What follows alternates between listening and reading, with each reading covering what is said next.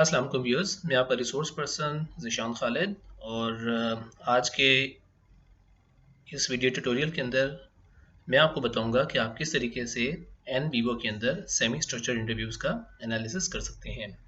इस कोर्स की अंडरस्टैंडिंग में जो एजेंडा पॉइंट्स मैं कवर करूंगा वो ये हैं कि सबसे पहले हम ये अंडरस्टैंड करेंगे कि सेमी स्ट्रक्चर्ड इंटरव्यूज़ क्या हो सकते हैं, क्या क्या होते हैं और इनको आप एन वीवो में कैसे इंपोर्ट करेंगे।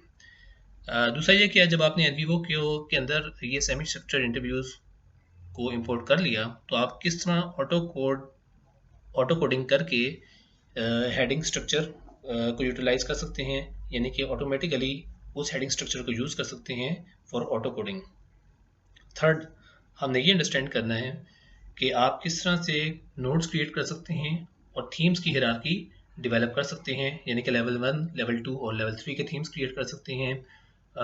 यानी कि लेवल 1 का थीम मीन कि आप इनिशियल कोड्स, लेवल 2 मीन सब थीम्स और लेवल 3 मीन कि आप उसका थीम या कैटेगरी कैसे क्रिएट कर सकते हैं।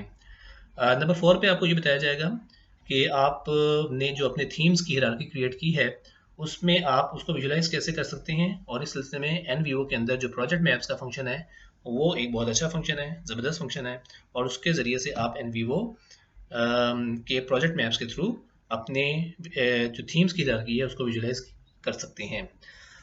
दूसरा एक और पॉइंट जो पॉइंट नंबर 5 है, that is about mind maps. देखिए, जो स्ट्रक्चर्ड इंटरव्यूज़ होते हैं वो मोर और लेस डिडक्टिव थीमेटिक एनालिसिस होते हैं। वो डिडक्टिव अप्रोच के साथ कोडिंग उसमें की जाती है। तो सम टाइम ऐसा होता है कि आप के जो इंटरव्यूज़ होते हैं आप ऑलरेडी उनके बारे में कुछ थ्योरेटिकल फ्रेमवर्क लेके चल रहे होते हैं, आपके जहन में ऑलरेडी कुछ थीम्स की हायरार्की होती है। तो उस सूरत के अंदर आप ब्रॉड आइडिया के साथ चलते हैं और फिर आप उसको नैरो डाउन करते हैं। ये बिल्कुल एक नॉर्मल अप्रोच ऐसी होती है।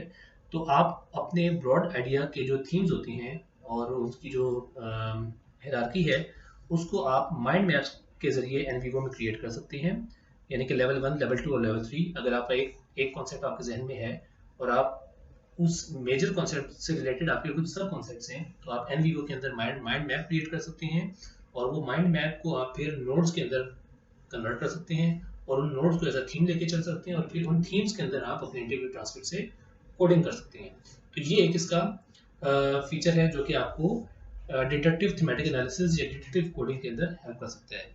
और last but not the least वो मिक्स मेथड एनालिसिस है। और मिक्स मेथड एनालिसिस का मतलब ये है कि हम एनवीवो के अंदर जो क्वालिटेटिव एनालिसिस है उसको क्वांटिफाई करेंगे।